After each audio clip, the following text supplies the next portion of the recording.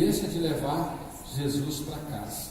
Deus abençoe que nós possamos realmente viver a cada momento aquilo que Deus tem para a nossa vida. Eu tenho certeza que todos nós queremos avançar, né? Todos nós queremos crescer no Senhor. Mas um grande problema nosso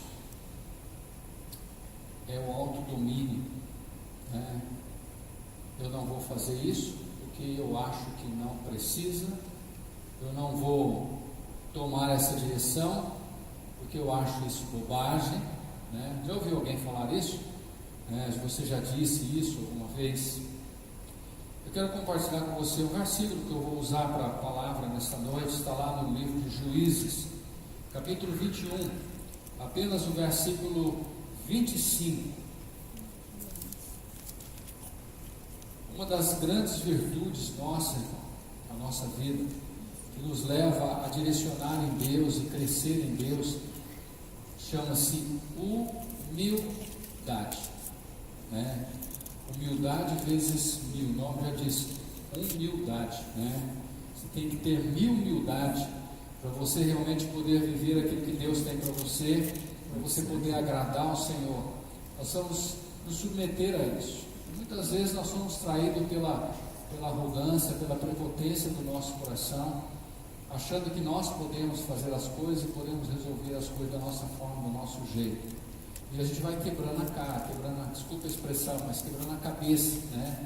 Vamos nos tropeçando, metendo os pés pelas mãos e vamos vivendo muitas vezes uma situação que parece que não vai ter saída mais, não vai ter solução. Nós precisamos de uma direção, nós precisamos de uma orientação. Não ache que você sabe tudo, nunca imagine que você possa resolver tudo. Sempre aprenda a viver na dependência. Nós vivemos aqui neste mundo assim.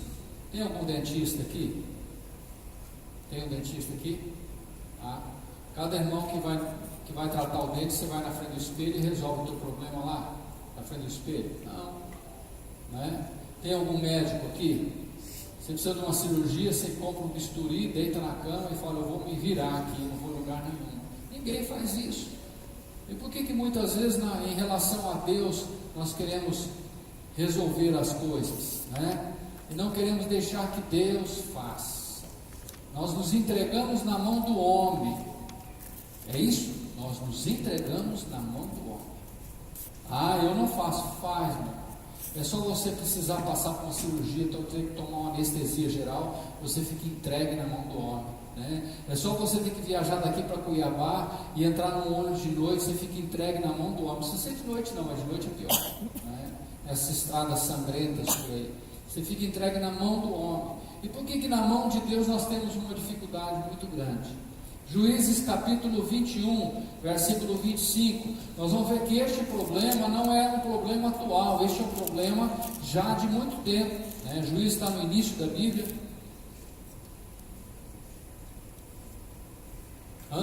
depois de Josué, antes de Ruth, Levíticos, Números, Deuteronômio, Josué, Juízes. Capítulo 21, versículo 25 diz assim: naqueles dias não havia rei em Israel, cada um fazia o quê? O que ele achava reto, aquilo que ele achava que era certo. Cada um fazia aquilo que dava na cabeça, né? Um achava que era melhor ir para cá, ia para cá. Um achava que era melhor ir para cá, ia. Um achava que era melhor perdoava. Outro que achava melhor que era matar, matava. Este é um grande problema, e o livro de Juízes encerra-se com este versículo, porque Juízes mostra etapas, situações na vida da nação de Israel, de um sobe e desce, um sobe e desce. Geralmente o povo não tinha liderança, não tinha alguém para coordenar, para alguém a levar adiante, cada um fazia o que dava na cabeça, transgredia contra o Senhor enviava os inimigos, ou permitia que os inimigos viessem, ou isto era resultado de uma atitude deles, os inimigos vinham para cima deles, subjugavam, eles choravam, lamentavam, Deus levantava um juiz, esse juiz livrava o povo. Enquanto esse juiz vivia, o povo, mais ou menos, alguns deles, se redirecionava em Deus. Esse juiz morria, o povo se descambava novamente. O povo vivia desta forma. Este capítulo 21 mesmo fala de uma situação que os benjamitas, eles, por causa de uma situação terrível, de uma agressão contra um levita, eles abusam de uma concubina do levita em terra de Benjamim. Esse levita evita de passar a noite na cidade dos jebuseus, porque não era o povo de Israel. Vai passar a noite em Gibeá, e lá em Gibeá os moradores, os homens daquela cidade cercam aquela casa, e eles queriam estuprar aquele levita. A concubina daquele levita é colocada para fora, aquela mulher é morta. Aquele homem, a angústia foi tão grande que ele esquarteja aquela mulher em 12 partes e envia as 12 tribos de Israel. Israel se levanta e faz guerra contra os benjamitas. A cidade de Gibeá tranca os culpados e não permite que Israel faça justiça sobre a vida deles. Israel combate contra os benjamitas e depois de muita batalha, eles vencem os benjamitas, apenas 600 homens sobram de Benjamim. As mulheres todas foram mortas. Uma guerra civil dentro de uma nação. Não era povo estranho com povo estranho, não. Era o povo de Deus brigando entre si, porque eles não tinham uma direção, eles não tinham uma orientação. E se você olhar um pouquinho na palavra de Deus em Juízes capítulo 17, fala da falta de direção de um homem chamado Mica. Esse homem faz um ídolo. Isso era algo abominável, e é algo abominável para Deus. E ele constitui um benjamita para ser sacerdote, e quem tinha que ser sacerdote era só levita, e ainda sacerdote de um ídolo. E a palavra de Deus diz, vai mais adiante ainda na tribo de Dan, no capítulo 18 de Juízes: Dan deixa a sua herança. Havia um povo estranho ali, a ordem de Deus é isso, as heranças distribuídas para a nação de Israel, e cada um tinha que conquistar a sua herança, tinha que expulsar, matar, destruir os inimigos que estivessem no meio da sua herança. A tribo de Dan não fez isso, permitiu que os inimigos ficassem, os inimigos se fortaleceram, e eles começaram a oprimir o povo de Dan. O povo de Dan começou a buscar herança fora, sair do projeto de Deus, sair da direção de Deus. O capítulo 19 fala dessa situação, desse homem levita, cuja mulher foi morta, e este homem foi terrivelmente atormentado, perturbado, magoado, ferido, devido àquela situação. E se você olhar todos os capítulos 17, 18, 19, a justificativa que se dá a toda essa situação é exatamente esta. Cada capítulo tem um versículo que diz assim: naqueles dias não havia rei em Israel, e cada um fazia conforme aquilo que achava reto. Um dos grandes problemas do povo de Israel, e que o povo de Israel viveu, um dos grandes problemas que o Israel de Cristo tem vivenciado nos nossos dias é a independência e a autonomia espiritual. Como a igreja tem sido inundada por autonomia espiritual e autoindependência. Eu posso, eu faço, eu quero, eu conquisto. O que essa autonomia espiritual me leva? Ela me leva a um caminhar, a um relacionar com Deus do meu jeito, da minha forma. Contradiz todos os princípios da palavra. Se você olhar para o Velho Testamento, Deus dá um segmento para adoração, Deus dá vou colocar aqui um ritual para que a nação de Israel adorasse o Senhor. Havia um lugar determinado, não era em qualquer lugar, não. Havia uma forma, havia um jeito. Tinha que ser os sacerdotes. Eu não poderia chegar lá, não sendo sacerdote, e fazer a minha adoração. Não era do meu jeito, não, mas era do jeito de Deus. E essa condição para os nossos dias hoje me leva a caminhar da minha forma, do meu jeito, do meu conceito. Todas as religiões são boas, Deus é o mesmo. Quem disse isso? Quem disse isso? Ah, Deus aceita, se eu fizer de coração, Deus aceita. Não, Deus não aceita as coisas de qualquer jeito. Deus não aceita por obrigação. Deus não aceita a adoração a Ele por necessidade. Deus não aceita barganha. Deus não aceita troca. E Deus conhece o nosso coração. Não adianta muitas vezes falarmos com os lábios, mas o coração contradiz isso. E a palavra de Deus diz que Deus julga os nossos corações. O homem vê a aparência, mas Deus vê o interior. Deus vê o interior. E é esse interior meu que vai estabelecer o meu relacionamento com Deus. É aquilo que eu realmente sou. Essa autonomia espiritual, ela se torna uma afronta a Deus. Os autônomos espirituais, eles se tornam deuses e faz de Deus o seu servo. Eu sou servo de Deus, sou filho de Deus, eu sou comprado pelo sangue de Jesus, eu sou herdeiro.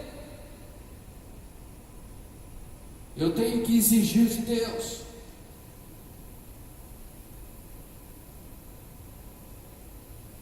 Eu tenho que requerer de Deus. Eu tenho direitos em Deus. Nós temos direitos, mas nós temos obrigações.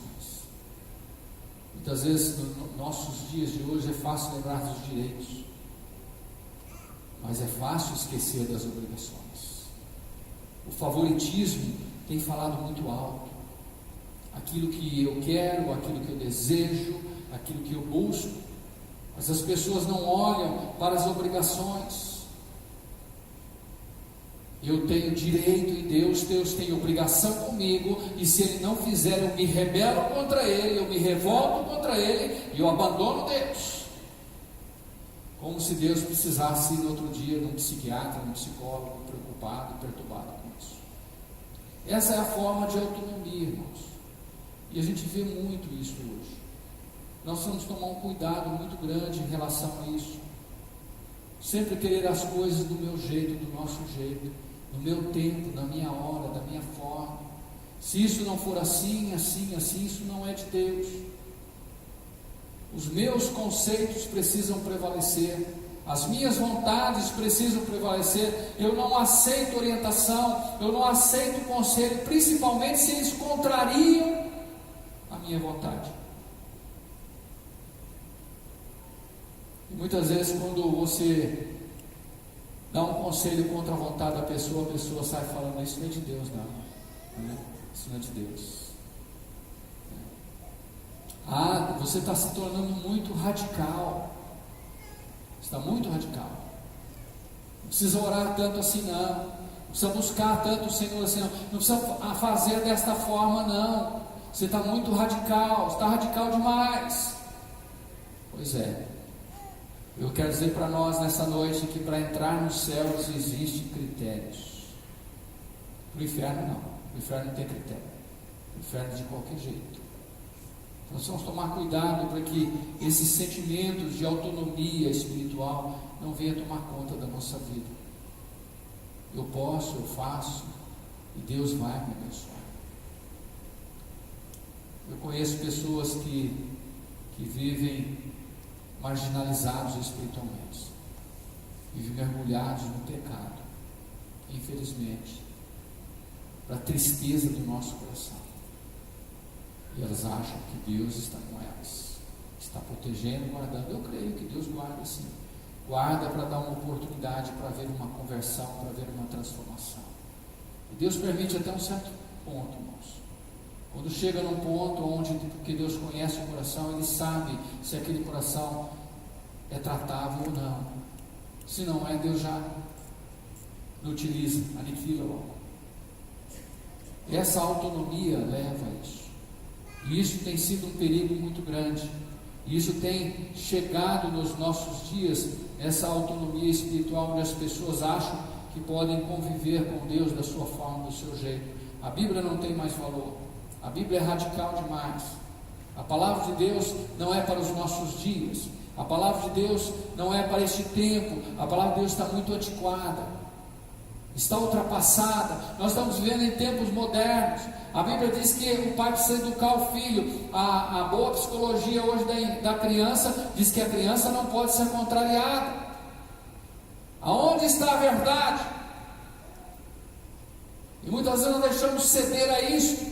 Vivemos uma sociedade corrompida, destruída. Então vivemos a consequência de um povo sem orientação, um povo sem direção. Um povo que não quer orientação, um povo que não quer direção. Deus tem levantado um povo para Ele. Ele tem chamado você para mudar e fazer essa diferença. Ele tem chamado a tua vida. Eu creio que você tem presenciado isso, tem vivenciado isso. Eu espero que você não esteja vivendo isso, mas você tem vivenciado isso lá fora. Mas você possa se fortalecer no Senhor, para você viver não uma autonomia espiritual, mas uma dependência de Deus. Essa independência espiritual me leva a caminhar sozinho. Hoje tem religiões e tem palavra para todos os gostos. Se você quiser uma palavra de prosperidade, procura no Google o que você acha. Pastor que só fala de prosperidade. Você quer uma palavra de família, você vai encontrar a sua palavra de família. Você quer uma palavra com uma direção que vem satisfazer o teu coração, você vai encontrar. Mas a palavra de Deus traz para nós uma palavra de arrependimento, uma palavra de conversão, uma palavra de cruz. Jesus disse: se você quer ser meu discípulo, nega-se a si mesmo, tome a tua cruz e me siga. E Deus criou o homem para ter uma direção. Deus criou as pessoas para caminhar numa direção. Deus criou o seu povo, tirou o seu povo do meio da humanidade para viver uma direção de Deus, não uma direção própria, não uma independência espiritual, mas para depender de Deus. Se você olhar para a Bíblia, Deus levantou homens, juízes, Deus levantou profetas, Deus levantou sacerdotes, Deus levantou reis. Ué, será que Deus estava perdido na história? Para que isso? E por último, você sabe o que Deus fez? Deus mandou o seu filho, o seu único filho. E eles rejeitaram o seu único filho. O filho do Deus vivo foi rejeitado pelos seus, mas foi aberta uma porta para que todos aqueles que nele creem, para aqueles que o recebessem, se tornassem filhos de Deus. E depois Deus estabeleceu os apóstolos, e depois Deus estabeleceu a igreja do Senhor Jesus Cristo, a qual nós estamos inseridos nela. Quero crer nisso. A qual está hoje na terra implantada. Para quê? Para convergir as pessoas a Deus. Deus deixou a igreja, Deus deixou um manual para a igreja. Deus deixou as pessoas para fazer parte. Deus distribuiu dons. Deu um para mestre, outro para apóstolo, outro para evangelista, outro para doutores, outro para isso, outro para aquilo. Por quê? Porque nós precisamos aprender a depender um dos outros. Nós precisamos um dos outros. Paulo fala da igreja como corpo, e fala como nós, membros inseridos nesse corpo. O membro precisa do corpo, o corpo precisa do membro. Nós precisamos viver isso, e essa independência, ela leva o homem a viver só. Nós precisamos viver ligados. Essa dependência espiritual. Ninguém consegue viver sozinho na face da terra. A água chega na tua torneira, você nem imagina o que está acontecendo para a água chegar lá. A energia chega no teu interruptor, você não imagina o que está acontecendo para isso. Você não imagina quantas águas estão passando nos rios, quantas turbinas estão rodando, quantas escovinhas de carvão que estão inseridas naquelas turbinas para gerar energia, eletricidade, para chegar na tua tomada, para você ligar o ventilador uma noite quente e se refrescar, ligar o ar-condicionado. Nós dependemos uns dos outros, nós dependemos uns dos outros emocionalmente, nós dependemos uns dos outros fisicamente. Você está sentado nas cadeiras aí, você não está se sujando de sentar nelas, porque tem alguém que limpa isso, tem alguém que cuida deste ambiente, tem alguém que cuida do som, tem alguém que cuida do ventilador para ficar numa temperatura agradável, para você estar bem aqui. E você veio para cá e nem pensou nisso, mas teve pessoas que chegaram antes de você, antes de mim, antes de nós aqui, e prepararam esse ambiente. Eu estava lá nesta tarde orando, buscando ao Senhor para trazer uma palavra. Talvez vocês nem lembravam de mim, mas estava lá. Eu estava lá. Nós precisamos aprender isso, amados. Você não pode viver sem um médico, sem um dentista, sem um plano de saúde, sem o teu patrão, sem o teu funcionário. Você não pode viver, você depende dele, de uma maneira física, social. Nós dependemos uns dos outros, mas de uma maneira espiritual, muitas vezes nós estamos fugindo, quebrando as regras, sofrendo com isso. Israel sofreu com isso. O livro de Juízes aqui, quando encerra, ele já estava prestes a terminar o tempo de Juízes. Deus levanta Samuel unge o rei sobre Israel, o rei Saul. Muda a perspectiva, muda a direção, muda a orientação. Deus muda a forma, muda o jeito, para ver se conseguiria talvez convencer o povo a caminhar numa direção. Uma hora o povo estava ligado com Deus, outra hora o povo estava desprezando o Senhor. E no tempo desses reis, anos se passaram, não funcionou. O povo foi levado para o cativeiro.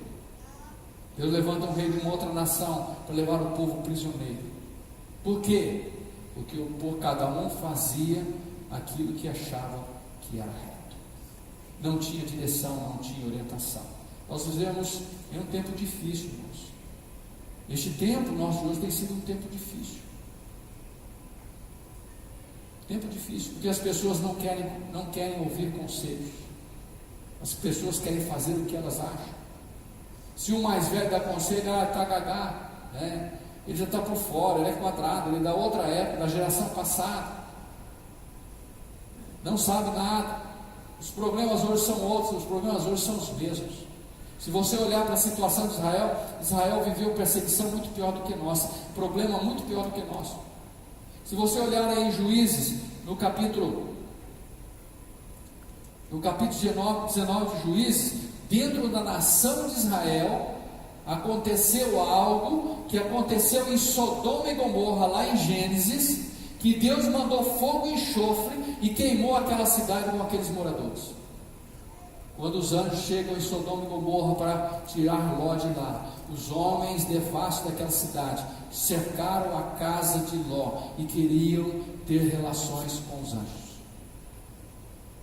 Quando aquele homem levita chega em Gibeá e pousa na casa daquele homem, que o recebeu em sua casa para não pousar na praça, a mesma coisa acontece.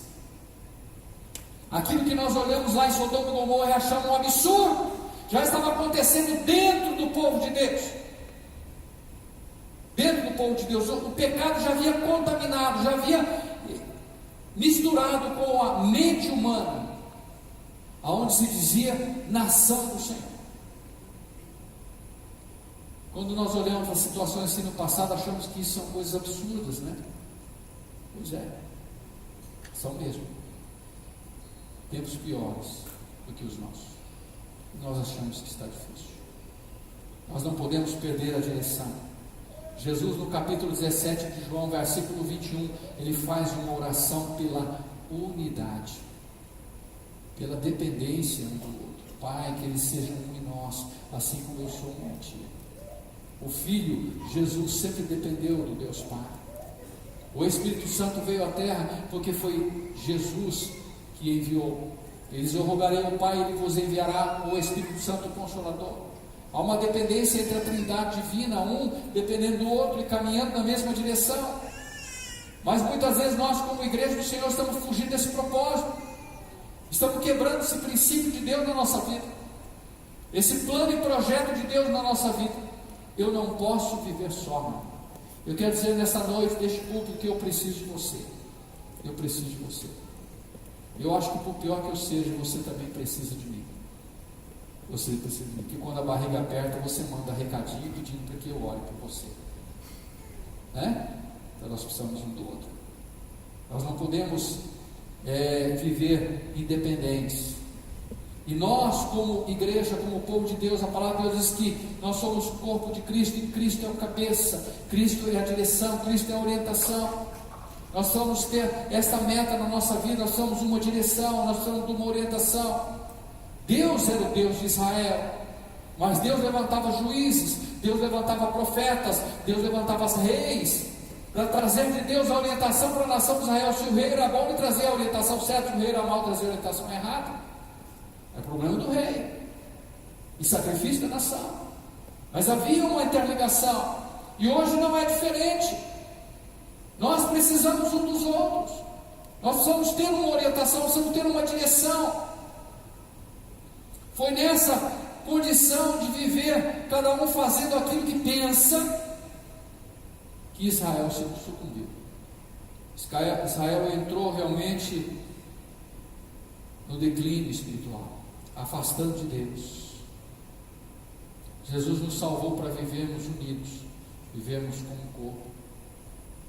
Eu quero dizer para você nesta noite, fazer um desafio para você nesta noite: não caminhe como você acha. Não. Se existem situações da tua vida para serem regularizadas, regularize isso. Deus está tendo misericórdia, regularize isso. Organize a tua vida. Deus chegou certa vez para Ezequias, mandou lá o profeta de Deus lá e falou assim: põe em ordem a tua casa, porque morrerás e não viverás. Organize. Não estou querendo dizer que você vai morrer, não, nem eu. Mas nós precisamos viver organizado.